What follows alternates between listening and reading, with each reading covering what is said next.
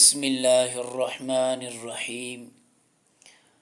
جب مکہ میں اللہ کے پیغام کو پھیلانے کی کوششوں کو شدید مزاحمت کا سامنا ہو رہا تھا اور قریش نے سختی سے انکار کر دیا، تو نبی اکرم صلی اللہ علیہ وسلم نے فیصلہ کیا کہ شاید طائف کے لوگ اسلام کو قبول کر لیں۔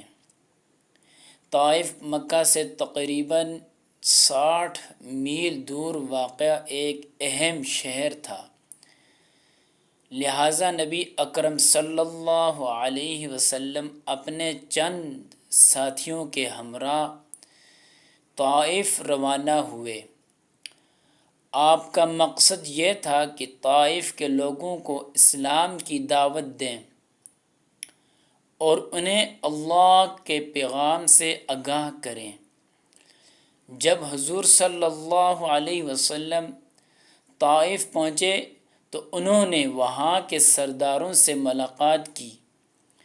آپ صلی اللہ علیہ وسلم نے ان سے اللہ کے پیغام کو سنانے کی کوشش کی، لیکن سرداروں نے بالاکل انکار کیا۔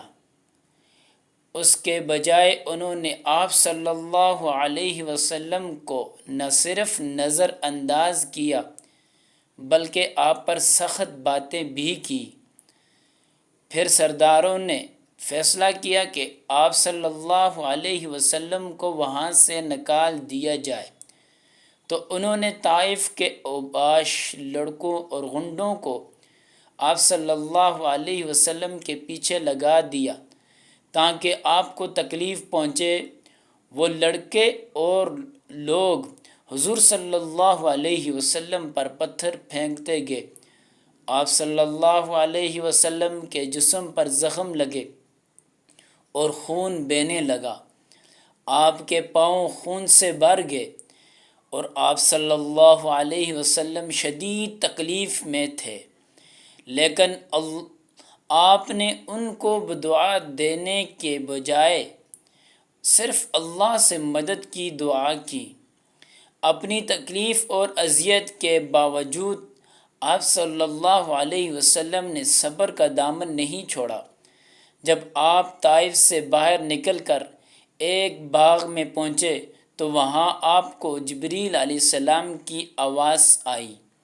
حضرت جبریل علیہ السلام اللہ کی طرف سے آپ کے پاس آئے اور فرمایا، اے محمد صلی اللہ علیہ وسلم، اگر آپ حکم دیں تو میں ان پہاڑوں کو ملا کر ان کو پیس کر رکھ دوں۔ لیکن حضور صلی اللہ علیہ وسلم نے ایک شفیق، رحیم اور رحم دل جواب دیا، نہیں، مجھے امید ہے کہ اللہ ان لوگوں کی نسلوں میں سے کسی کو ہدایت دے گا۔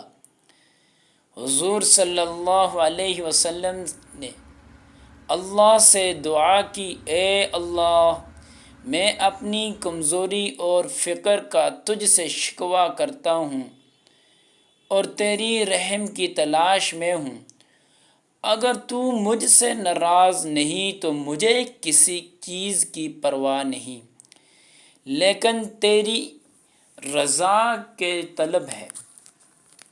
اللہ تعالیٰ نے یہ دعا قبول کی اور بعد میں طائف میں بھی اسلام پھیل گیا۔ اس واقعہ سے ہمیں سبق ملتا ہے، نبی کریم صلی اللہ علیہ وسلم نے کبھی بدلہ نہ لیا۔ آپ صلی اللہ علیہ وسلم کی زندگی سراپا صبر، حلم اور رحمت تھی۔ ہمیں بھی چاہیے کہ سختی میں صبر کریں اور دوسروں کے لیے ہدایت کی دعا کریں۔ ویڈیو اچھی لگے تو ویڈیو کو لائک کریں۔ مزید ایسی ویڈیو دیکھنے کے لیے چینل کو سبسکرائب کریں۔ جزاک اللہ۔